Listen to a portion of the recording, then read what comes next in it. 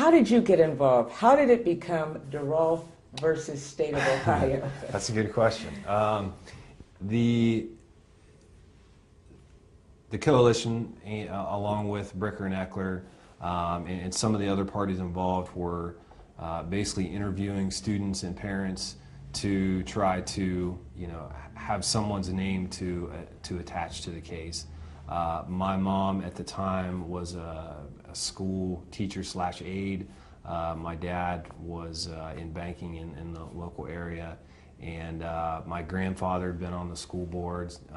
So my family's always been very involved with education. And so while they were, kind of through that whole interview process, I was 15 at the time, and so I think part of the reason why they chose me was the family stuff, but then also I was young enough, and they thought that at the time, well, he's got 4 years in high school, and by the time he graduates high school, this will all be done and taken care of, and that was kind of the way we went into it, thinking that, oh yeah, by the time, things will change, and if the state finds in our favor, things will change and it'll be immediate, and that's not necessarily the case. Boy, were you surprised. Yeah, yes, very naive. And now you have how many children? I have 2 kids. I have a daughter that's 8, that's in the 3rd grade, Grace, and then I have a son that's 4, Luke, and he'll be starting school not this year but next year. So it's kind of amazing to think that I now have kids in basically the same funding system that we have. Are things any different for your kids now than it was for you 20 years ago as far as the schools they go to? I know they probably don't go to the same school, but right. When you just consider Ohio schools. I think one of the biggest benefits that the lawsuit really had was it brought education funding to the forefront. It's talked about in every election process now. It seems to be a top of the list issue versus a residual budget issue that it used to be. So if anything, I think that's improved, as well as if you look around, you can't deny the improvements to the overall school buildings that are out there. A lot of new schools around the state of Ohio, which I think probably wouldn't have happened, if the lawsuit didn't take place. So I think those are all good things that came from it. But unfortunately, we're still in the same, depending on what happens with what the governor decides to do, we could still be with the same funding system that we have today. Talk about that. What do you mean? Do you mean the property taxes? What do you mean by? Yeah, the over-reliance on property taxes. And I think when you look across the state of Ohio, there's a huge gap from the least amount of money spent to the greatest amount of money spent. It's a huge gap, and there's always going to be a gap there. You can't just make it the same across the board, and we've never advocated that. But I think that if you look at every one of the Supreme Court rulings, they all say that the over-reliance on property taxes is unconstitutional, and you still have districts all over the state of Ohio that are continuing to have to go back to the ballot, try to raise more money, and that's where the ultimate problem I think comes in.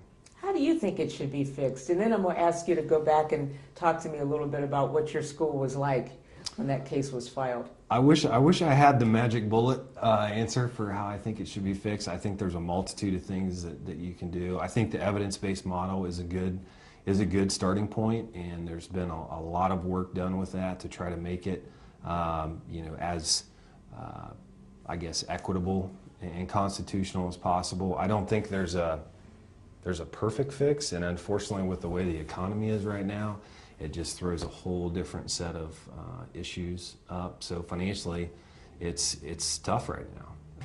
Tell me about Perry County, where you're from. What it was like when you were in school, as far as the rich, poor, rural, and what the schools were like.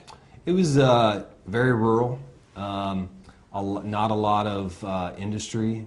There, not a lot of manufacturing jobs, anything like that. A lot of people, it was really kind of a bedroom community. A lot of people would drive to Zanesville, Lancaster, Newark, Columbus to work. And then you had there's a lot of farming down there. And so when I was there, it was very rural. The schools themselves were in really bad shape. There's three elementary schools: Glenford, Thornville, and Somerset, and then they all three fed into Sheridan Middle School and then Sheridan High School. And at the time, the newest of the buildings was in Glenford, and it was built in like 1950. Every one of the schools there, you still had the old asbestos shingles and roof ceiling tiles. The Somerset building was actually crumbling at the top. There was bricks coming off, roof leaks everywhere.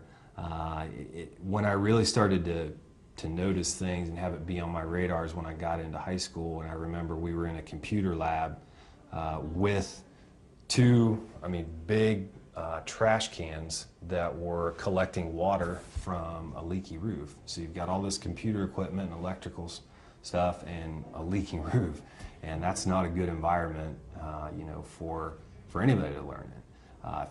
If that was to be a business, that business would be shut down and they wouldn't be allowed to operate. So, the school buildings were really bad. The materials that we had to use, I remember using books from 1970s. I remember one biology book I had was from the year I was born, and that was 16 years later.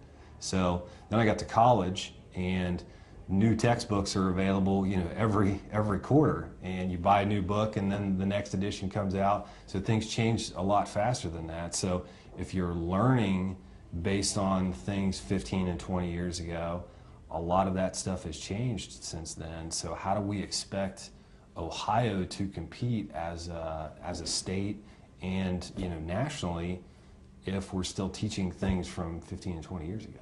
Do you think it had an effect on your education? Your high school education? Yeah, I think it did. I could tell you when I went to college, it seemed like I got pretty good grades in high school. I was probably B student. When I got to college, I had to really work my tail off just to get, I felt I had to over-prepare just to get to the point where a lot of the other students were already at. And so I felt under-prepared for college, and that was a big issue.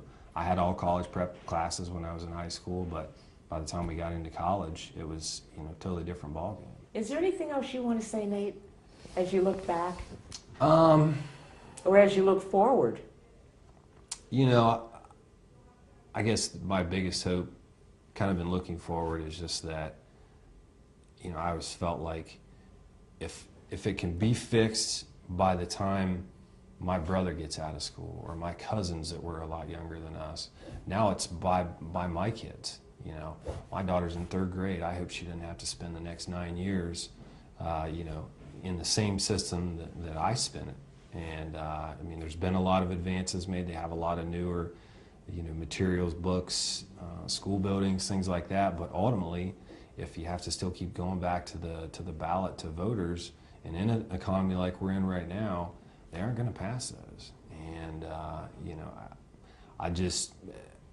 I still would like to think that at some point we can get it fixed, get a good funding system in place that's equitable for everybody, makes it every kid in Ohio have access to the things that they need to have access to. And if that can happen, I think it'll be a success. If not, and there's kids that fall through the cracks, I think the No Child Left Behind, just the thought of No Child Left Behind, I know that created a lot of issues, but just the name of that itself, to me always means that if it misses someone and there's something that we can do there, that's very important. So I think looking forward, that would be my biggest goal, is just, it just needs to be fixed. It hadn't been fixed in 20 years and the 20 before that, but it needs to be fixed.